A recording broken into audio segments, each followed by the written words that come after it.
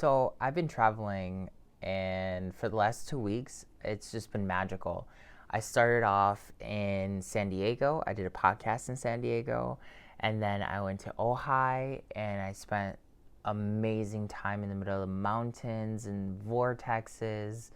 I went to Mount Shasta, the root chakra of the world, and I meditated there, and I cleared out a lot of energy, not just for myself, but for Mother Earth with the Antojai neurocodes, the light codes. I went to Oregon, and now I'm in Seattle, Washington. And the main theme that I think that has really stood out the most during this trip has been the power of your body, your focus, and your intention, and what you're doing with those three things all the time. Not just when you're actively sitting down and trying to meditate or manifest or feel better or heal. Like, it's about doing it everywhere as a lifestyle. And I always teach people, Antojai means the cravings of life. It means it's a lifestyle. You got to live this life if you want to be magical. Alchemists, shamans, psychics, we all live this life. It's not just a hobby that we pick up whenever it's cool to have our friends over. It's a lifestyle. You got to live this life, and you start seeing how magical your reality is, right? And that's the difference between people who practice law of attraction, people who manifest, and people who actually understand that this is just how the fabric of reality is, right? So I've been really focusing on okay, my body has billions of cells. Each one of those cells are just a miniature version of me anyway. When I get in tune with my body, there's a billion different versions of me that are focusing on any one subject that I want to put my attention to. That's me times the power of a billion squared, right? Focusing on any one manifestation to happen. That's powerful. You are so powerful that you can manipulate the world if you really wanted to, if you got in harmony with yourself. So first is getting in harmony, recognizing the power of you and your body, that you're infinite, that you literally have so much power that you can power a city for a week. That's crazy. And then how you apply the focus of the entirety of you. What are you going to focus on? And that's something I've learned during the last several weeks that I've been on this trip of my own harmony and realization is if my body is manifesting with my thoughts and with my intentions and with my consciousness, every step and everything that I do physically is a manifestation. If I want to be living a more happy lifestyle, if one of my manifestations is to become happier, I need to find ways to physically feel happy or to physically experience happiness. I can't wait for happiness to show up for me to then be like, oh, it's here. And that's one of the things that's been so crazy about this trip is realizing that a lot of my manifestations are waiting for me to take action. Some of the bigger manifestations that I've put out into the cosmos, and I've just been kind of when is it going to happen? When is it going to come through? Girl, I want it to happen right now. It hasn't happened because I've been waiting for it to happen. I haven't been walking towards those specific things. And if I have been walking towards them, I haven't been walking towards them hard enough, fast enough, consistently enough to see them manifest faster for me. I'm not blaming other people. I'm not even blaming myself. I'm taking an internal registry of my actions and how I'm manifesting myself through my body with my intentions. So if I want to be more happy, what are the things that are going to make me physically more happy? What are the things that are going to make me feel and embody happiness more? Traveling. And through this trip, I realized one of the things I really love to do is spend a day sleeping in or just being in bed in a different city.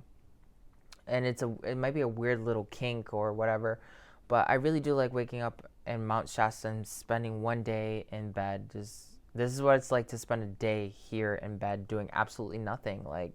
What's that feel like? That's an amazing experience alone. And that makes me feel happy. It's super small. Super small. And some people are like, wait a minute, you went to Mount Shasta and you stayed a day in your bed? What? Who does that? That's my manifestation. That's what's helping me embody more of my happiness, is being wow, this is how many people get to do this. How many times have I been able to do this? I might as well feel grateful. I've been really focused on not only just the intention of what makes me physically feel happy, but what takes me away from the moment when I'm experiencing something. Oftentimes you're having a really great experience and you're like, yes! And then all of a sudden, like, you have to pull out your phone or somebody else around you pulls it out. And I don't know about you, if you've ever gone to like a concert, but you can be in a concert and it's pitch black and it only takes that one person with their camera, their LED light, recording the moment to make it feel like you got swallowed out of that moment. Like now you're looking and you're witnessing it behind a screen. Today's society is trained to live your memories behind a screen first and then review them later. Oh my God, I love watching the video of my kids playing on the beach. Instead of just being at the beach, watching your kids be at the beach and recording it in here and in here. Okay? So I focus on, you know what? If I don't catch this on camera, I don't catch it on camera. It wasn't meant to be. I'm going to focus on being here right now. If one of my manifestations is to embody more happiness and I'm in front of a beautiful waterfall, the last thing I'm going to do is try to be behind the screen, perpetually trying to record and capture the essence of the waterfall when the waterfall is freaking in front of me right now. I can capture the essence by being there, by being focused on the manifestation. And what I've been really focused on, and I want you to do the same thing, every manifestation you want is happening. It's coming true. You may not be aware of it just yet, but everything that you want has come true or it's already coming true in some way, shape, or form. If you want to leave your job, the job that's waiting for you is on the other side. It's waiting for you. It's like, hey, all right, we're waiting for you. Come. But you first have to leave your job to find your dream job. You need to physically make the action of stepping out of your old job so that you can leave space and open up into transitioning or quantum shifting, quantum leaping into the next state of consciousness. You subconsciously reprogram yourself into another reality that gives you the things that you want, the dream job. But you have to take action. You have to do it in small ways and big ways. So my focus has been understanding myself, what makes me happy, what makes me feel like I can physically embody happiness, making sure that I stay focused in the moment when I'm actually having a happy moment. Like, wow, this is like beautiful. Thank you, universe, for this moment. Thank you for being in front of this and embodying this happiness instead of taking out my phone to feel gratitude later. I'm going to be gratitude now. I'm going to be gratitude now. I'm not going to be grateful. I'm going to be gratitude. That's a huge difference. That's claiming your manifestation. Every step that I take now, I'm thinking, is this step going to get me closer to what I want to be embodying? If it's not, should I be taking this step? Should I be wasting my time with this? If it is getting me closer to my goal, I should take it. And one of the final things that's really come through as a part of just looking at the embodiment of everything is that when you're experiencing a manifestation and it's in front of you, are you able to distinguish that you're manifesting that situation right there? Even if it's like not something big. Like I've been at coffee shops and I've been like, yo, wow, I manifested being in this coffee shop. I woke up this morning and I felt like I wanted coffee from somewhere I've never been before. I'm in Seattle. Let's go get that coffee. And then when I'm in that coffee shop, I'm like, yo, something as simple as getting a brand new cup of coffee from a brand new shop. You don't think about it, but you manifested that. And if you can manifest something so simple as getting a new cup of coffee in a new city, you know, something you've never tasted before, every manifestation you want is that close to you. But you'll never taste that coffee. You'll never have that coffee if you didn't maybe randomly feel like walking through your streets until you found a random coffee shop you've never been to. Or you sat on your phone and said, hey, let's Google shops that we've never been to.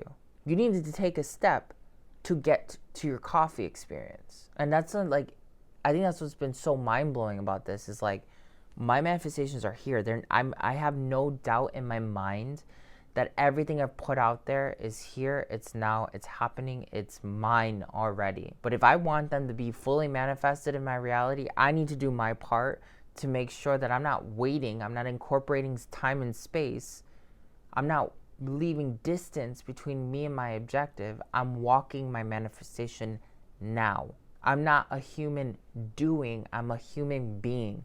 Right now, I'm abundant beyond belief. Right now, I am blessed beyond belief. Right now, I'm grateful because I'm gratitude, I'm love, I'm peace, I'm my manifestation. Are you your manifestation? Because oftentimes we focus on like, I want to become that person, the next level, this. But you never stop and you look at, hey, I'm actually the manifestation that I've always been looking for. I actually am that person. Sure, that person needs a little bit more like polishing here and there. That person could always be better. That person could always be more manifested. But I'm manifested now. If you're alive watching this video right now, you're a powerful manifester. You just haven't given yourself the credit, maybe. You had to manifest the next day. You had to manifest enough life force to get to tomorrow, which technically is today. You needed to manifest a vision that you were going to be here for your kids or your business or your responsibilities. You had to manifest watching this video right now. There's something here that's shown you that just because you're watching this video, that you can manifest. And that you've complicated manifestation beyond belief. But that's why a lot of the yogis come through and they tell you, connect to your body, do yoga, do meditation, breath work, watch your diet, watch out who you hang out with, watch out what you watch, what you listen to. That's all your body. Your body is going to remember what consciousness you program it to. If you're constantly reminding your body, I'm getting blessings. Ooh, money's always coming through. Oh, I'm going to focus on all the good things, even though there's a couple things that are messed up right now. Your aura changes. You evolve. You ascend. And a lot of times people are like, I want to become an ascended master. I want to ascend. I want to master the law of attraction. I want to become a yogi. I want to become a sage. Well, if you want to become those things, you evolve into those things by embodying the states that you want to be in. I became one of the top shamans on the planet because I started embodying that energy. I said to myself, every day I'm going to be that person. I started reading stuff to become that person. I started practicing to become that person. I started taking risks to become that person. I made myself feel uncomfortable to become that person. I took steps every way that I could to become that person. And now I'm here. But it took me not only continuous trial and error, but also reflection that, shoot, I'm still alive. I'm manifested. It hasn't been all bad because even though some of my manifestations that I really wanted haven't come through yet, I've had a lot of bigger other ones that I wasn't even expecting to come through. So what are you embodying? Are you your manifestation? I can say I wake up every morning being that person. I try, at least. And you know what? If you're trying to be that person and you're making small strides, you're successful. It doesn't really matter. You don't have to have $1 million to be successful. You need to have a purpose to be successful. I wake up every day trying to help somebody. That's my purpose. I'm successful. And sometimes people are like, I want my soul purpose to just manifest out of nowhere. But again, just like any other manifestation, if your soul purpose is a manifestation, sometimes your soul purpose is literally waiting for you to say, I prioritize you so much that I'm going to just be in a relationship with you. Have you ever been in a relationship with a person? And maybe if you haven't, here it is. Sometimes you're in a relationship with a person romantically, and they don't care about you as much as you care about them. You're an option and to them, and you've made them your priority. And you're like, I want to be in a relationship with somebody who really cares about me the same way I care about them. But you won't make any moves to embody that energy and be with that person. You won't get out of a shitty relationship so you can become single and say, I'm dedicated to my next craft. Therefore, you'll never meet the next person that actually is going to be aligned with you. Your soul purpose is like another person that you're dating in the universe. Most people will not get in a relationship with another person who's already entangled with someone else or is still trying to figure out what's going on in the relationship, because that's not healthy. I wouldn't get in a relationship with you if you're like, oh, I'm still seeing this one, but I've been seeing this one person. We're on and off for like the last 7 years, and you know, like it just never works out, and you know, but I care about him so much, and just something about him. Like if you came to me with that bullshit, I would not give you the time of day. I'd be like, yeah, yeah, you're not ready for a relationship with me. Your relationship with your manifestation of your soul purpose is going to have very high standards. It's not going to be like, oh, look, you're still married. Oh, you're still dating this shit reality that you've been experiencing. Let's get together. I love home wrecking. Your soul purpose isn't going to do that. Your soul purpose is going to be like, yo, you're still in that raggedy ass relationship? Ooh. How about you call me when you get out and you figure out what's good? Are you embodying your manifestation? Are you the person that you want to be dating? Are you dating your relation? Is your relationship with your soul purpose real? Or is it one-sided? I've learned that my soul purpose is my relationship with myself and everything that I'm doing every day in any way, shape, or form possible, and how I'm focusing on those things. If I'm doing my part in small or big ways, and I'm aware that I'm in a relationship with myself, which is a relationship with my manifestations, which is a relationship with my soul purpose, how would I want to be in a relationship with myself? Most of you want somebody to date you and accept you with all your flaws, and you can't even accept yourself. You wouldn't even date yourself. So that's it. These are some of the lessons that I've learned. I'm going to embody myself. I'm going to embody myself. Are you? Don't forget to subscribe, comment, share. Do you want to become an Ascended Master, an Ascension Coach? Check out the links in the description below. Work with me. We'll unlock your true potential. I love you. I'll catch you later.